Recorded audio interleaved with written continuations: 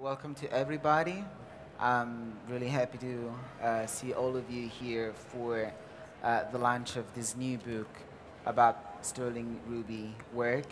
My name is Alessandro Rabottini, and I work as a curator at the GAMeC in Bergamo. GAMeC is a museum which is close to Milan in a really wonderful city not far from Milan, which in October, last October, hosted a solo show of Sterling Ruby, who is the artist sitting next to me. Sterling comes from LA, and you're familiar with the main piece of the show, which we showed at GAMeC last October, because you can also have the chance to see that here at the Unlimited section. That show, which we made with Sterling, and which was comprised mainly of this wonderful installation and a painting, originated this book, which is the first proper comprehensive monograph about the artist's work. And I'm really happy that we had the chance to make this book, because I really wanted to have the chance to explore the complexity and the richness and the amazing complexity of the work of this artist. If you will have the chances, I hope, to see the book, you will see how different is his work, how rich it is, how yeah, I would say complex and layered it is. So I really wanted to make a book that could show all the different dimensions of this work, which is comprised of basically all the medias. It spans from installation, sculpture, painting, collage, video, ceramic objects. And I also needed to do that really good writers, so that's why I'm particularly thankful to two of the three contributors that participated to the book, because I really needed to have their talent in order to explore all the dimensions of Sterling's practice. So, I'm particularly happy to introduce you Jörg Heiser and Robert Hobbs, who they wrote two extensive and really beautiful texts upon Sterling work. We are only missing now Catherine Taft, who engaged with a long conversation with the artist, and she's not now in Basel, but she engaged with a really interesting conversation with Sterling. And of course, when you do something like that, you have a lot of people to thank, because this is not possible without the collaboration of a lot of people. Thanking Robert Hobbs and Jörg Heiser for putting their visions upon the artist's work. Of course, I would like to thank Sterling for all the energy that he put in both the show and the book. I would like to thank Lionel, Bovier, who is the publisher, because he did a really, really good job, as you will see. And I would like to thank also Amy Fontana, because she not only participated in the making of the book, but she helped through the whole process. And I think that in a context of a fair with the dimension of the market is quite clear, we have to acknowledge somebody who has also a vision when working with an institution. So I would like now to let the other people speak, because I'm sure that I have a lot of more interesting things to say than what I'm doing. And I would like, with starting talking with Sterling about the piece that you have the chance to see here at the Art Unlimited, just because, this is my personal also experience with his work, and it also was the starting point of all this. And then I will let the other people speak. And so I don't know if you want to speak or if you want to pose a question. Okay. Some of you, maybe all of you, have actually already seen the work we've just seen here outside here in Art Unlimited, and you were able to go all around it. It's presented in a wide open space there, but it's very crucial to know that this piece was installed in quite a different manner in in Bergamo in the museum, which I think was really something that highlighted the way you can really today make this kind of work in given spaces. In a sense, when I came into that room, I was kind of suddenly in front of that grid, and then I made my way around it, and then there was this wide open space, and then there was this painting, and then I walked around, and then there was this long kind of alleyway towards the front of the building, and then I realized that this beam that was kind of horizontally was going right to the tip of the doorway. So in a weird way, it gave me the sense of a kind of monster lying in wait behind that door, and maybe that's already over-reading that work in some stupidly figurative way, I admit.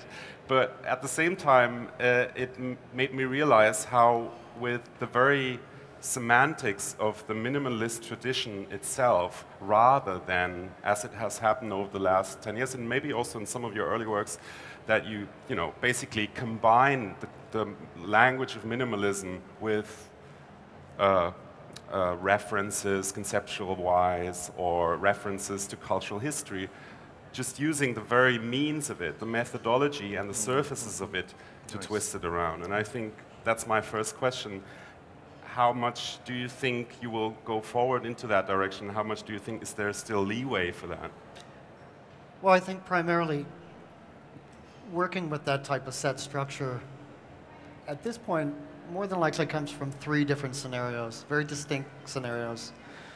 The first one is really a direct reaction to Judd's writing about minimalism, and that it was a kind of hierarchical writing that placed judgment on what minimalism was supposed to be, which, from the way that I understood it, was about the object, and that there was no personification within that object, that it was always supposed to stand as it did for non-personification. And I thought that actually, in terms of geometry and the way that people experience enclosed boxes per se, personification is, of course, more than applicable.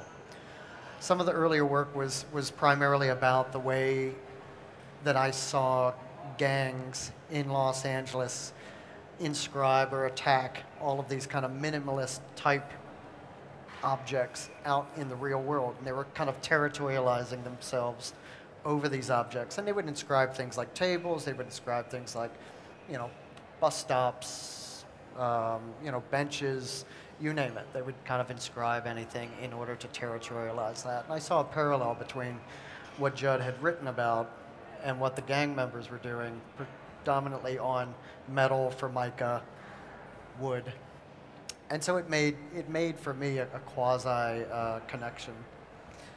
For the Bergamo show, it was placed within the center of a trilogy called the Ripper Trilogy.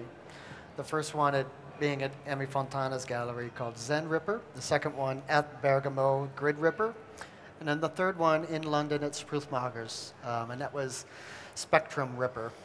And the middle one, the Grid Ripper, was the institutional exhibition, and it was also a pragmatic decision on how to make the work, because we couldn't get it up the stairs. It needed to be for the space. The space in and of itself in Bergamo was very curvy. It's soft. All of the doors were curved. All of the ceilings are curved. And I wanted to make something in order to penetrate that, so to speak. But unfortunately, there was no way to get it upstairs. So we had to move each piece via a crane through the windows. And so it was just a really serial application in order to make something that would penetrate that space. I think that the third sensibility that comes out of a project like that, and kind of demarcating, the virgin, the pristine form, would be a kind of ripping sensibility of placing something that might have a lineage to geometry and kind of castrating that to a certain degree by this kind of soft gesture of the paint and these inscriptions. So, does that make sense? Yes, it does. Okay. I sketched out a few things in terms of my question because one of the things that I came across in working on thinking about Sterling's work is that every time I would come up with a certain kind of position, I would find there was actually a diametrical opposite, or there was another way of thinking about it. And so that in his work, there are a great number of different potential subject positions. And I've listed some, and then I went through Jörg's essay, and I didn't list any of yours, but there are even more. And some of them, for example, are the difference between very obviously high art and popular culture, a super macho gangland graffiti, which you've talked about, which relates very much to certain gangs one finds in LA. But this contrasts with an interest in Luz Ricaray's feminist philosophy, which I know you read. They're the very bold, priapic, very phallic sort of formica forms. And then you also have these stalagmites that are made with poured urethane, which is, sometimes they're held up with crutches. They're so fragile. There's the openness of the ceramics that are deliberately handmade in terms of so many different hand and fingerprints in certain pieces. And then there's the closed world of supermax prisons that is very important in terms of your rethinking of minimalism. There's the aggressiveness of the graffiti-like marks, and then there's the acquiescence of the urethane poured pieces again. And then you're playing off East Coast and West Coast ideas of minimalism, the California cool versus the cold rationality of East Coast minimalism, but also different styles of graffiti. And I know you saw the great graffiti show at Rotterdam in the early 80s, versus there's a very different style of La Chola graffiti in California. And then there's the nonviolence of the sort of hippie pots that you use in some of the collages, and then you combine them with the violence of knives. There's the whole idea of aerosol spray painting, and then also using, in some pieces, fingernail polish. There's the difference between bodybuilding females, or people you can't quite tell what their identity is, versus the idea of looking at magazines on transvestites and transsexuals. There's the resistance of formica, the translucency of plexiglass. There's minimalism versus abstract expressionism. I know Roberta Smith had a great statement about your paintings, calling them gangster Rothkos. There's the whole sort of difference of camouflage in which one merges, and then there's camouflage in being overwhelmed in terms of what you've written about. And then there's the whole difference between just theory and intuition. And these are all different subject positions, and I think points of entry into your work. My question is, why? What's the big deal? Yeah. Yeah, I mean, we're going to have to make absolute generalizations to cover that list. I just did an interview with Monopole, so I'm sorry, Daniel, I'm going to actually say some of the same things. I think as a generalization, I want everything that I do to embody a kind of transient sensibility, an aura that doesn't necessarily pick up an end drive, but perhaps something more cyclical, which always bites itself in the ass. I don't like a very didactic mode of production in my studio. I don't find it pleasurable to work on one piece at a time. And I also don't find it pleasurable to adhere to a certain principle of locality within either theory or, say, something that's, perhaps a bit more primitive or innate. So within that statement, yeah, it's definitely to try and encompass all of these kind of social contexts, theoretical contexts, very simple primitive contexts, and aesthetic contexts, so that it looks as if it's a kind of transversal position, that it's made as if it's a schizophrenic mode of production. Because quite frankly, that's what I enjoy, and I think that that's the kind of best route in order to have this kind of, very romantic liberation within making the work or identifying with the work or even coming up with principles that, make me happy. Okay. Standards are very high now for the next question. Yeah. No? For you? I was just, am I still on that? Do you hear me? Hello? Hello? Where am I? Lost in space. Here I am. You're there. Back. Yeah. I was just thinking of this, there's what I would think is in some way a key work in this regard to what you just described, the Transient Trilogy video, in which you basically enact yourself in a schizophrenic way, in the sense that there is this one, please excuse my inept description of this guy doing all sorts of primitive things, including spraying around with nail varnish, which now makes me think about the lipstick economy in some way, which we are currently in. Visionary, of course. And then you have that other character behind the camera who's basically insulting that other character, the super ego, basically. And which made me think of that funny turn of phrase by Slavoj Žižek when he was trying to explain the superego, to put it in very primitive terms, saying it's the thing that tells you enjoy. Yeah. And that of course makes it impossible to enjoy. And like you said, you don't like didacticism, but that's the situation you're suddenly thrown into when you're in the art world. There is all these people around you say, enjoy, make good art. So is that something? No. That example is really, that example is kind of perfect. The Transient Trilogy was a video that I worked on for a number of years that I just really kind of finalized and showed at a screening at MoMA a few weeks ago. And it's broken up into 3 parts, the first part being a transient. And it has this kind of cryptic storyline that revolves around this kind of self-help psychologist, Robert Lifton.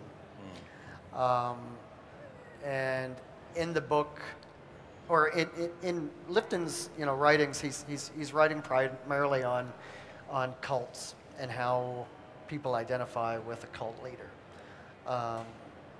And so in the very first part of the Transient Trilogy, the transient part, I use Robert Lifton as a character, and he is a kind of cult figure, and he winds up kind of making this person who they are, making him completely transversal. The second part of the video is called, well, the way that I've kind of coined it and broken it down was director. And it's obviously the same exact person that's in the first one who's acting out the transient. And the director is just, of course, this maniacal character who thinks he knows everything and is spewing, kind of venom at the actor in order for him to get into the role. The third and final part of the trilogy is a narrator part. And the narrator part I wrote, but I had a voiceover by somebody else. And the voiceover is a kind of clarification of these first 2 parts in regards to how when an artist gets too close to his or her work, there's no distance for a type of criticism from the self. And that just seemed to make sense, this kind of schizophrenic paradigm within these 3 very distinct notions of what an artist would suppose to be at a kind of contemporary stage right now. And it's, it is a kind of dichotomous source of, making it completely repressive and liberating at the same time. So yeah, I think that's a pretty good. That's a good standard. Yeah. I mean, the second part, the idea of the director, and then the third part, the narrator, really made it seem as if an artist, when he or she is too indebted within the work, has no distance to kind of look at it. And what happens then? Is it kind of pure embodiment? What becomes of something like that at that point? There's a great term that Deleuze uses for Francis Bacon in his book, where he talks about the imperceptible. When you take the various semiotic codes and they get shifted and they change, so you don't look at things in quite the same way, and I think really important works of art do that. Would you talk about for a moment the opposite of the Transient Trilogy in terms of the supermax prisons? And certainly in the United States, I don't think people realized what supermax prisons are until about 2.5 weeks ago, when Obama said, oh, well, we'll use supermax prisons for the people at Guantanamo Bay. Well, they've actually been using them. And you have, for, in the last 3 years, you've been using this in relationship to minimalism, and even did this incredible drawing where a prison cell becomes like a cube in minimalism. Would you talk about that for a moment? Yeah, I mean, I use the supermax idea really pretty liberally. So I used it as a kind of allegory as contemporary existence, is this kind of contemporary existentialism even. But, in America, the idea of supermax systems is there's no more correction anymore. There's when a person or a subject gets to the point where they cannot be corrected, they're sent into the system, and the system is a kind of fully contained isolation unit, which there's supposedly no liberation from whatsoever. There's no correction, there's no treatment. It's just absolute isolation and containment. Most prisoners in supermax systems, primarily within the U.S., will never be released. So it is just a complete containment unit for people. To just sum up the kind of the idea of the supermax system, I used it because it was the closest thing that I could envision as being hell, living hell. And one of the things that is now being talked about, the supermax system is that, of course, there's no correction, but what really happens, and this is a very detrimental thing, but what happens is that after a time of detainment in a supermax system, there's a transformation that involves a kind of psychological change. And that's, you have no possibility of having that change outside of that kind of system, but you absolutely have to adhere to that type of change when you're inside that kind of system. So you become a different person. I went through a bunch of different educational facilities in terms of studying art. I did 4 years at a very plain, basic foundation school in Pennsylvania, where we just drew a bowl of fruit for 8 to 10 hours a day. There was a little bit of mixing colors and a little bit of additive and subtractive sculpture. But that was it for 4 years. We just hunkered down and made art. Didn't talk about it, just made it. I took time off, and then I went to Chicago at the School of the Art Institute Chicago, and that was primarily a psychology program. And I also started working at the Video Data Bank, which in '68 became one of the leading distributors for video art. And there was a psychology within that, too. And then moving to LA, I had the wonderful experience of doing my graduate studies at Art Center, where on a daily basis I had some of the best artists, theorists, critics, and philosophers at my exposal. It was just every day it was kind of holding discourse. There could be a way to look at that and to say that it's a hybrid. It's a type of hybrid education that would then become a way of making art. But it was actually kind of a way of rejecting certain ideas within each of those paradigms to get to the point where the way to make art was always about changing that. As soon as it became too comfortable, it became necessary to change it. And so again, when we're come back to that kind of transient principle, it really was a kind of educational push to step aside every time you became too comfortable with a certain paradigm within learning how to be an artist. And that's continuing now, maybe not through education, but other means of survival in this art world. Yeah. Since we have left 5 minutes, I would like to know if some of you have some question, or if somebody to ask to.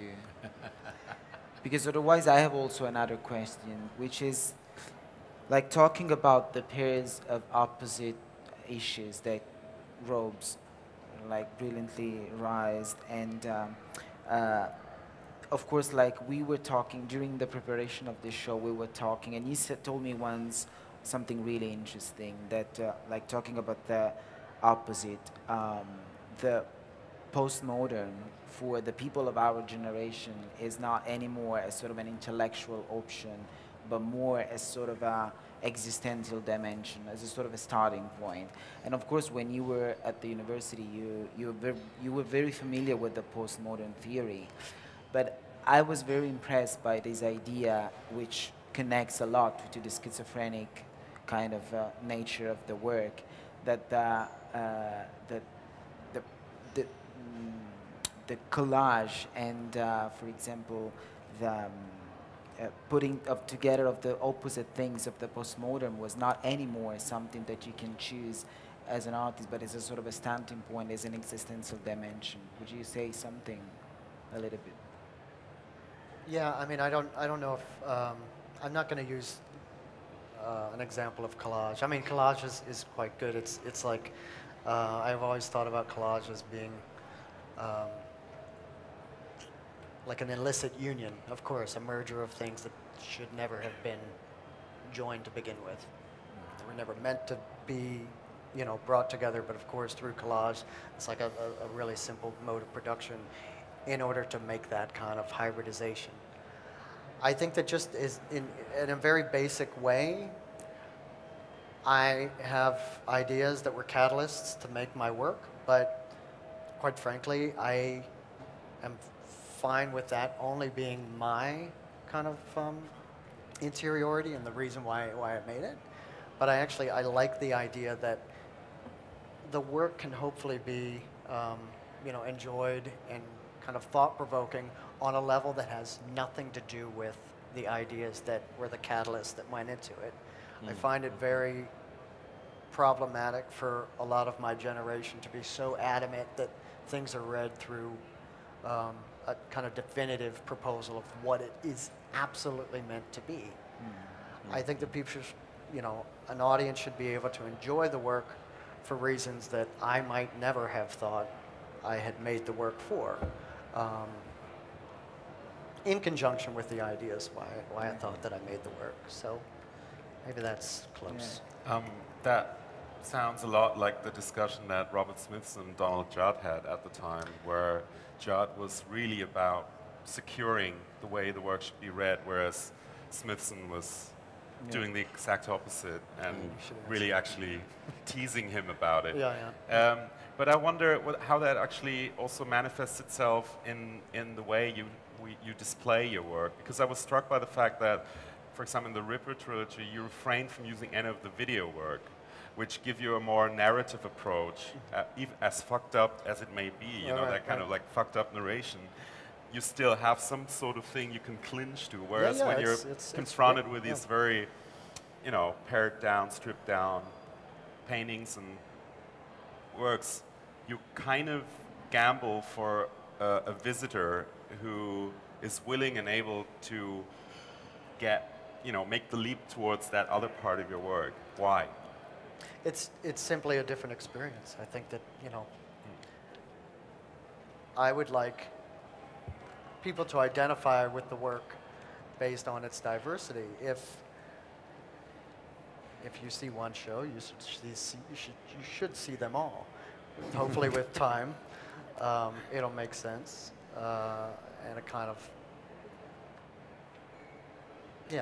merger will evolve through identifying the differences between not only modes of production and materials and ideas, but also the way that things are installed. I mean, sometimes they're completely, you know, such as the MoCA, the LA MoCA, the museum show was packed. There was over 50 works in the exhibition.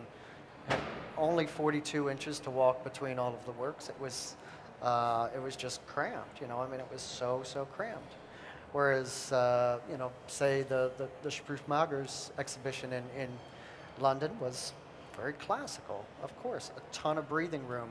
So it's just a different way to identify and to kind of experience these works that put them into different relations. But I actually think that Robert should talk about the difference between Judd and Smithson, seeing he's the Smithson scholar. Yeah.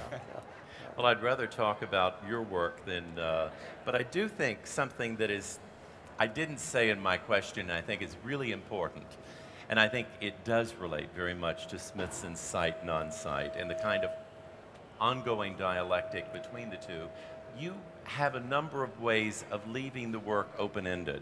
I know with the paintings, for example, there are flecks of color left from the aerosol can. Sort of the sputtering of the aerosol, which is the thing that traditional graffiti writers hate. They never want to see those drips at the end. You mentioned with pieces like this that you don't have fixative, so when they're moved around after a time, they're going to wear and abrade even more, which is another kind of change that is enacted in the work. Would you talk a little bit about your reaction to Judd? Because we know there's a difference between East and West Coast minimalism. There's a huge difference between Tony Smith's humanistic minimalism, the phenomenological minimalism of Morris, and also Judd's objectified minimalism, and the essay that Ann Timken wrote and his attitudes towards the purity of the object versus what you're doing with your monoliths.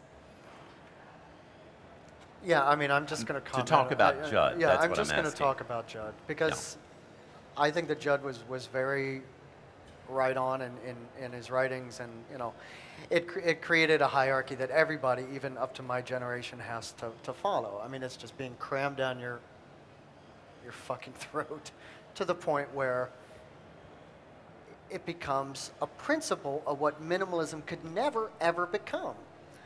It just defines it, it levels it, and it makes it very static. And that's what, you know, what I had said at the opening remarks in regards to Judd's notion of objects as opposed to a form or a type of geometric work that could be identified with a kind of personification. And I just thought, for me, why am I still being force-fed his writing? Why am I still being made to think of minimalism the same way that it was written about in this kind of hierarchical fashion, as if nobody else had anything to do with the movement, that it could never transform itself to be a bunch of different things, which of course it always was, but the way that it was kind of fed to me really, really leveled it and made it seem as if it could never be anything other than what it existed at its very initial state of, you know, sort of start. And that was really problematic. And I've thought that way about a lot of different movements. The same thing that that I feel with expressionism. I mean, my generation. I mean, I read this amazing Josh Smith interview the other day, and he was like, "Our generation is afraid to say that we like expressionism." Like, we can't say that we like a Pollock, because there's a kind of aesthetic allegiance that you have to follow that might seem outdated, but it could become something else. And I kind of feel that way, that it was something to rally against. But there's a huge difference in the expressionism of your generation versus ABX, because it's not just the individual. Yeah, well, it's a lot of baggage. I mean, to begin with, we can't justifiably have the same principles because we're at a different time frame, and all of that kind of history and that writing and that kind of baggage acts as if a kind of block that has to be hurled over and kind of embodied and coined and redetermined. So,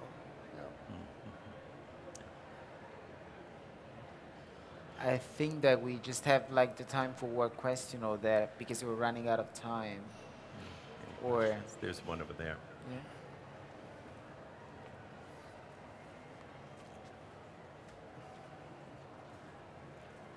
I don't know. Hello? I don't know if it's a question, but for me it seems more, I mean, I don't know a lot about Donald Judd's statements, but for me it seems more like a static a statement and not so much as a transformative or a transient statement. Where's the transformative aspect in your work? And I mean, in relation to Robert Smithson's project, always the mind seems kind of keeping fluent. At the end, when a project is finalized, the mind still goes on fluently, like kind of what your aim is transient. But when I look at your object or project, it seems static. So where's the transformative aspect? I think you might be equating static with positive versus something negative. No, with the visible, what I see. I mean. Yeah, I mean, I guess what I'm saying is that a transformation doesn't necessarily have to be something that appears positive. And I think what maybe the aesthetics that you're talking about is something that flows. Within a lot of my work, the ceramics, the urethane works, this work, it is about truncation. It's about facing the fact that at this point in time, a liberation is going to be truncated. You know, the ceramics are malleable at one point in time. The clay is completely malleable. It gets truncated in the kiln. The urethane is completely malleable. It has a 5-minute setup time. It becomes truncated in this gesture of a drip. This has a kind of gesture of an atmosphere over a geometric form that seems as if it's a kind of diverse kind of application, but it does become a truncated gesture. It does become a stop gesture. And that, again, what I was saying about the penitentiary, the Supermax system, is that it's a liberation. It might not be a positive liberation, but it's a contemporary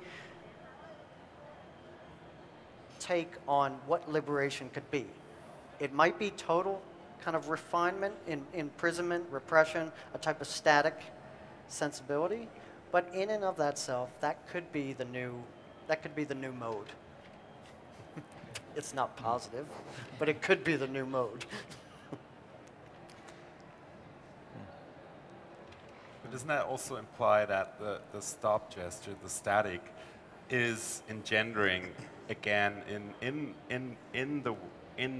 the vein of minimalism, the spectator to bring in the transient element in a sense. I mean, when Smithson talked about the impure purist surface, I think he was talking about that, about a surface that is meant to be pristine, but whichever way you try to make it pristine, there's always this thing that escapes it, and that's the entry point for the viewer in some way, maybe. Yeah, that's the identification that you have with that object is the smear. I don't know.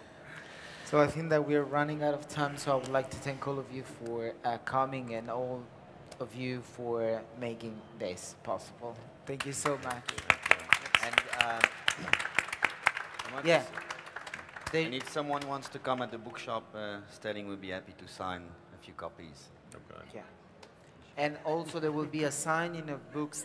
There will be a signing of a book tomorrow also.